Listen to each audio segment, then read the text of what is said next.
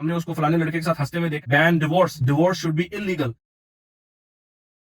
फितने के दौर में असलहा बेचना, इसके ऊपर उलमा ने लिखा है कि जैसे बाकी तमाम चीजें बेचना हलाल है, इसी तरह असलहा का कारोबार भी जायज है। लेकिन जब फितना फैल चुका हो, आपस में लोग कत्ल गारत कर रहे हो, कत्ल आम हो चुका हो, तो असलहा फरोशों को असलहा नहीं बेचना चाहिए, क्योंकि उम्मीद है कि जो लोग खरीद रहे हैं वो यकीनन अपने ही किसी बंदे का उससे कत्ल करेंगे। इसको कहा जाता है फितने के दौर में असलहा बेचना। आज है डिवोर्सेस का दौर, फादरलेसनेस का दौर, सिंगल मदरहुड का दौर, वो दौर जिसमें फैमिली यूनिट तबाह बर्बाद होकर खत्म हो चुका है। और ये नुकसान वक्ती नहीं है बल्कि जनरेशनल डिजास्टर है। जनरेशन ओवर जनरेशन की अगर आपने डिस्ट्रक्शन देखनी हो तो आप फैमिली यूनिट को तबाह कर दें। वेस्ट की मिसाल हमारे सामने, जहां पर शादी का कॉन्सेप्ट ऑलमोस्ट खत्म हो चुका है, वहां के हालात क्या हो चुके हैं। फादरलेसनेस का जो फितना है कि 80% से ज्यादा जो जेल में बच्चे हैं वो ऐसे घरों से हैं जहां पर बाप नहीं था। तलाक की सूरत में बाप से बच्चे छिन गए थे और माँ ने अकेले पाले। इन्हीं में सबसे ज्यादा कत्ल करना, सबसे ज्यादा रेपिस्ट, स्कूल ड्रॉप आउट सबसे ज्यादा वो है कि जिनका बाप मौजूद नहीं था। ये फितना हम अलग देख रहे हैं। सिंगल मदरहुड का फितना अलग देख रहे हैं, यानी कि सिर्फ माएं अकेली बच्चों को पाल रही हैं। ये एक जनरेशनल ट्रॉमा और जनरेशनल डिस्ट्रक्शन है जो तलाक और खुला की नतीजे में पैदा होती है। मगरिब देख रहा है और हम भी उसी तरफ बढ़ रहे हैं। पाकिस्तान में तलाक की शरह बहुत ज्यादा बढ़ चुकी है। मुसलमान ममालिक के अंदर भी अब तकरीबन 1/3 डिवोर्स रेट हो चुका है। कुवैत के अंदर तो 50% हो चुका है। अली अलैहिस्सलाम के खिलाफ जिस वक्त खवारिज उठे, उन्होंने बात की इन्नल हुक्म इल्ला लिल्लाह, के हुक्म सिर्फ और सिर्फ अल्लाह के लिए है, तो अली की तकफीर कर दी और फितना बर्पा हो गया। जब अली अलैहिस्सलाम तक ये बात पहुंची तो अली ने फरमाया कलिमतु हकिन उरीदा बिहा बातिल। जुमला ठीक इस्तेमाल कर रहे हैं, लेकिन इससे इनकी इंटेंशन जो है वो बातिल है। इससे वो नतीजा जो निकालना चाह रहे हैं, जो रिजल्ट निकालना चाह रहे हैं, वो बातिल है। इस जुमले को बहुत अच्छी तरह याद रखें, क्योंकि इस चीज से आपको बहुत अच्छी तरह ये बात समझ आ जाएगी कि चीजों को कहने का, चाहे वो सच ही क्यों ना हो, मौका और महल होता है। जिस जगह पर मुल्क के अंदर बगावतें उठ रही हों, वहां पर अमीर की इताअत की हदीसें पढ़ना जरूरी है। ओबे your ruler even if he whips your back and takes your wealth। ये अहादीस मौजूद है, एक नहीं हजारों अहादीस मौजूद है। ऐसी आयात लानी है ताकि यूनिटी कायम रहे, फसाद डिसयूनिटी ना फैले। तो इसी तरह अब यही जंग जब घरेलू और सोसाइटल लेवल पे आ चुकी है कि घर टूट रहे हैं, डिवोर्स रेट स्काई रॉकेट कर चुके हैं, तो ऐसे वक्तों के अंदर ऐसे ही लोग, ऐसे मोटिवेशनल स्पीकर्स या उलमा जो आपको खुला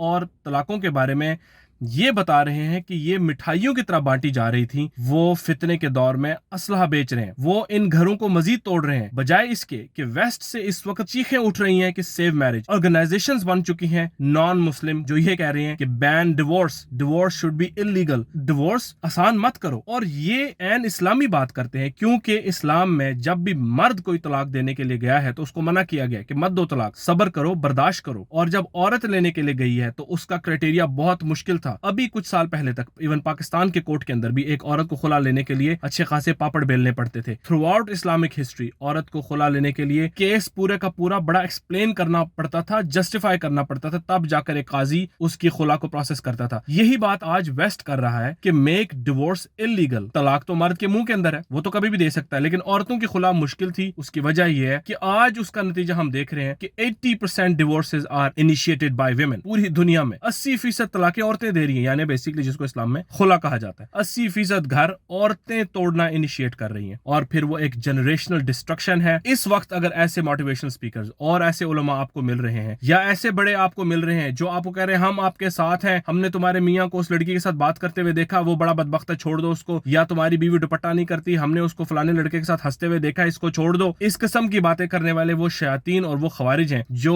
इस रियासत को तोड़ना चाह रहे हैं। और घर के लिए रियासत की मिसाल अल्लाह के नबी सल्लल्लाहु अलैहि वसल्लम ने दी है कि रैयत है, एक बादशाह की रैयत उसकी अवाम है, एक मर्द की रैयत उसकी बीवी और उसके बच्चे हैं, और औरत की रैयत उसके बच्चे हैं। यानी ये हायरार्की अल्लाह के रसूल ने हमें जो बयान की, सब के लिए रैयत का लफ्ज इस्तेमाल किया है, और हर किसी से अपनी रैयत के बारे में सवाल होगा। तो जो आपकी इस रैयत के अंदर फसाद बर्पा करने वाले ये लोग हैं, ये फितने के दौर में असलहा बेच रहे हैं। खुदारा अपने घरों को बचाएं, क्योंकि ये जनरेशनल ट्रॉमा है। हम उसी बर्बादी की तरफ जा रहे हैं जहां वेस्ट जा चुका है। ऐसे वक्तों में ये बताएं कि अल्लाह ताला को खुला तलाक किस कदर नापसंद है। जो औरत बिला वजह शौहर से खुला लेती है, उस तक जन्नत की खुशबू तक नहीं पहुंच सकती। ये बताएं कि अल्लाह ताला ऐसी औरत या ऐसे मर्द से जो अपने घर तोड़ते हैं, उनसे किस कदर खफा और किस कदर नाराज होते हैं। यकीन माने कि खुला और तलाक की फेवर में आपको सिर्फ यही चीज मिल जाएगी। अल्लाह ताला की हलाल करदा चीजों में सबसे नापसंदीदा तरीन चीज है। इसको इस्तेमाल करके इसको इतना फैलाया जा रहा है, जबकि इसके अगेंस्ट जो अहादीस है ओवरवेलमिंग है। आप घबरा जाएंगे। तो घर बचाएं, स्टे मैरिड। अल्लाह ताला ने कुरान के अंदर ये वादा किया हुआ है कि जब तुम एक کپل کو ٹوٹتا ہوا دیکھو تو دونوں اپنی اپنی طرف سے ایک ایک حکم مقرر کریں، یعنی ایک آدمی لڑکی کے گھر سے، ایک آدمی لڑکے کی طرف سے وائز ہوں، سمجھدار لوگ ہوں، وہ لوگ آپس میں بات کریں. اور اللہ نے وعدہ کیا ہے کہ اگر وہ ان کو جوڑنا چاہیں گے، ان کی نیت ریکنسیلیشن کی ہوگی، نباہ کی ہوگی، تو اللہ تعالیٰ ان دلوں کو جوڑ دیں گے. یہ قرآن میں لکھا ہوا ہے. لیکن انفارچونیٹلی ایسے لوگوں کو اگر آپ بیچ میں ڈالیں گے جو بے وقوف ہوں، جنہوں نے دھوپ میں اپنی داڑیوں کے اور سروں کے بال سفید کیے ہوئے ہوں، جن کے اوپر خاندانی عصبیت کہ نہیں چونکہ یہ میری بیٹی کہہ رہی ہے تو ٹھیک ہے، یا میرا بیٹا کہہ رہا ہے تو ٹھیک ہے، یہ وہ بزرگ ہیں جو آپ کو اس وقت آ کے ڈبوتے ہیں جس وقت آپ کو بزرگوں کی جینون ضرورت ہوتی ہے کہ آپ کو کام ڈاؤن کریں، آپ کا غصہ ٹھنڈا کریں اور آپ کو سمجھائیں. یہ الٹا کہیں گے ہاں ہاں وہ تو تھا ہی ایسا، مجھے تو اس سے کرتوت پہلے سے ہی ایسے لگ رہے تھے، مجھے پہلے سے ہی شک تھا، اس کے لچھن تو پہلے سے ہی خراب تھے. ایسی باتیں کرنے والے لوگ یہ وہ بے وقوف لوگ ہیں جو حکم کی کیٹیگری میں نہیں آتے، جن کے بارے میں اللہ تعالیٰ نے قرآن میں لکھا ہوا ہے کہ ان کو بیچ میں ڈالیں. اگر ان کی نیت ہوگی کہ یہ دو بچے جڑ جائیں، ان کا گھر بچ جائے، تو اللہ ضرور بچائے گا. خاندان ٹوٹنے کی ایک بہت بڑی آج کل وجہ یہ ہے کہ انفارچونیٹلی جو بزرگان ہیں دونوں اطراف کے، وہ حکمت سے بالکل آری ہیں، انتہائی بے وقوف ہیں. جب علی اور حضرت فاطمہ کے بیچ میں مسئلہ ہوا، اللہ کے رسول نے یہ نہیں کہا جا کر علی کو، جس نے فاطمہ کا دل دکھا دیا اس نے نبی کا دل دکھایا ہے، علی کی ایسی جرت کہ اس نے میری بیٹی کا دل دکھایا. اس کے بجائے اللہ کے رسول گئے اور علی کو منا کر لے کر آ گئے، دونوں کے درمیان میں لیٹے، ایک اپنے سینے پہ ایک طرف فاطمہ کا ہاتھ رکھا، اپنے سینے پہ دوسری طرف علی کا ہاتھ رکھا، ان کی دوستی کروائی. یہ ہے